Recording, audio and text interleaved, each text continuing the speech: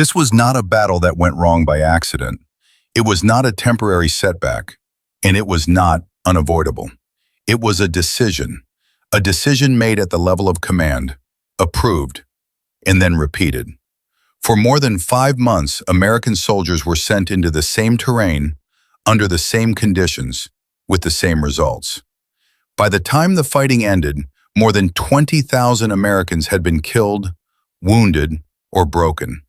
Some units lost nearly 90% of their combat strength. Entire regiments were rendered ineffective. And when it was finally over, the United States Army held a devastated forest that offered no decisive strategic value. This was not the result of one bad day. It was the result of persistence after failure, of orders that remained in force long after their cost was obvious. The question is not whether the Hürtgen Forest was costly. That is beyond dispute. The question is why American commanders continued to send division after division into terrain that destroyed them, week after week, month after month, when the objective could have been bypassed, contained, or achieved by other means. This is not hindsight. These were the warnings being sent from the front while the fighting was still ongoing. They were written in casualty reports, after-action summaries, and unit strength returns that showed the same pattern repeating itself. In September 1944, the 1st United States Army stood on the German border. The breakout from Normandy had exceeded expectations. Paris had been liberated. German forces were retreating across Western Europe. At higher headquarters, there was optimism that the war could be pushed into Germany and possibly ended before winter. The strategic goal was the Rhine River and the industrial heartland beyond it. Between American positions and the city of Düren lay the Hürtgen Forest. The forest covered roughly 50 square miles of dense, evergreen woodland.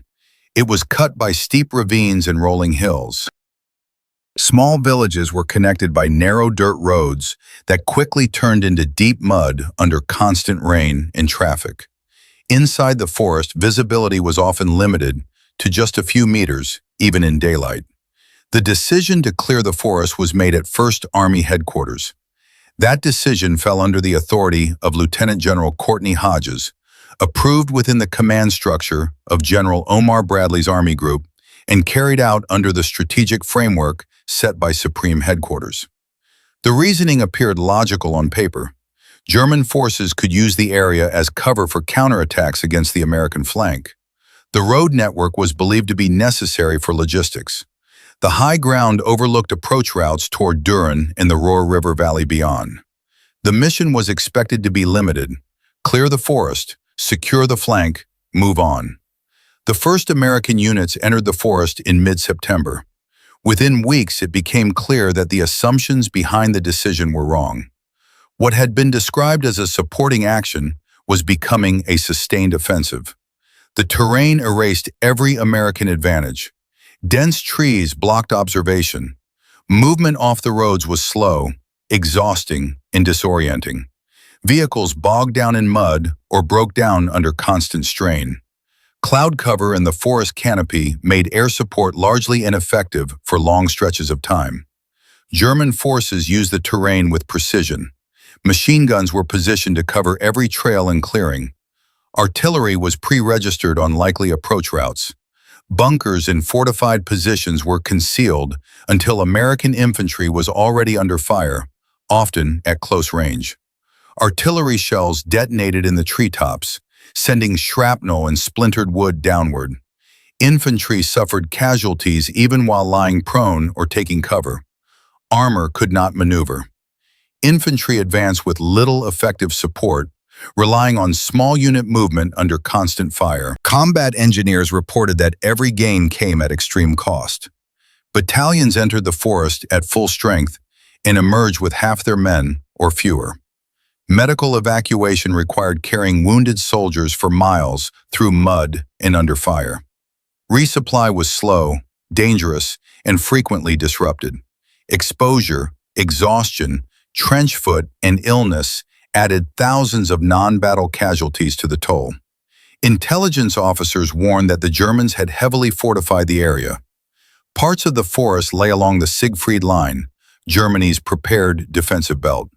Minefields, bunkers, and obstacles covered the approaches. German doctrine emphasized defense in depth, and the forest provided ideal conditions to carry it out. Division after division sent reports up the chain of command. The pattern never changed. Advances measured in hundreds of yards. German counterattacks reclaimed lost ground. Artillery fire was constant. Casualties mounted. No breakthrough followed. These reports reached higher headquarters. They were acknowledged. They were filed. And then the mission continued unchanged. This was the point at which the operation could have been halted. The cost was known. The terrain had proven decisive. Alternative routes existed, but stopping the operation would have meant admitting that the original decision was wrong. When one division was exhausted, another replaced it. Fresh units were ordered in. The objective remained the same, even as the original rationale for it grew weaker with each passing week. In early November 1944, the 28th Infantry Division was ordered to capture the town of Schmidt. The town sat on high ground overlooking the Rohr River dams to the south. The dams controlled water flow into the Rohr Valley. If the floodgates were open, downstream crossings could be blocked for weeks. The division attacked on November 2nd. German observers called in artillery almost immediately. Within 72 hours, 2 regiments had been shattered. The 112th Infantry Regiment alone lost more than 2,000 men killed, wounded, or missing. Survivors were pulled back under fire. The division was no longer combat effective. Another unit replaced it, then another. Then elements of an armored division were committed, despite terrain that made tanks nearly useless. Each unit was ground down. Each was rotated out. Each left behind casualties for minimal gain, while the overall situation remained unchanged. In December, the 2nd Ranger Battalion was ordered to assault a single fortified hill. The Rangers took the objective at a cost of roughly 70% casualties. Days later, the position was abandoned as untenable. Fighting continued even as German forces massed to the south, preparing a counter-offensive in the Ardennes. When the German attack began on December 16th, American divisions that might have reinforced the threatened sector were still locked in combat in the forest, unable to disengage. The forest was not fully cleared until February 1945. By then, the strategic situation had changed entirely. The advance toward the Rhine proceeded along other routes.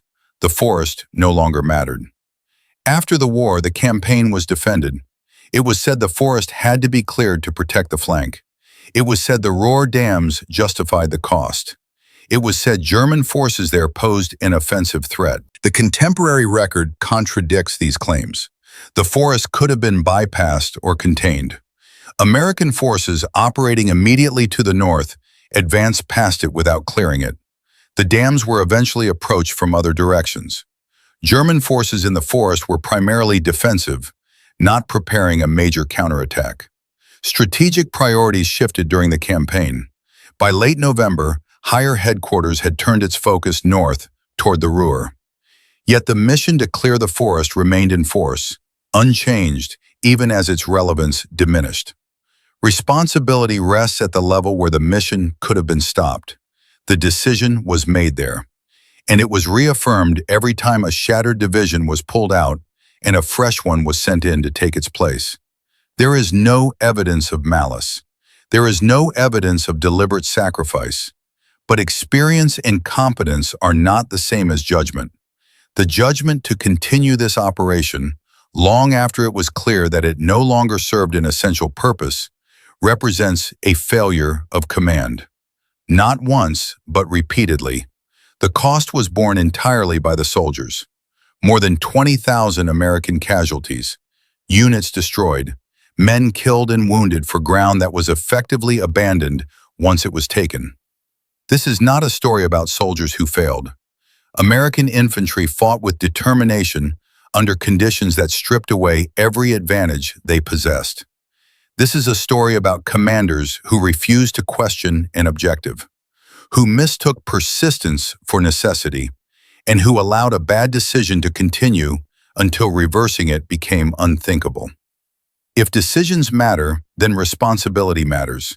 And if responsibility matters, then this campaign cannot be dismissed as an unfortunate episode. That is what happened in the Hürtgen Forest. And that is why it remains one of the clearest examples of how command decisions, sustained without reassessment, can destroy entire formations without achieving their purpose. If you believe wars should be judged not only by victories, but by the decisions that shape them, consider subscribing to the channel, because history is not written only by outcomes. It is written by choices and by their cost.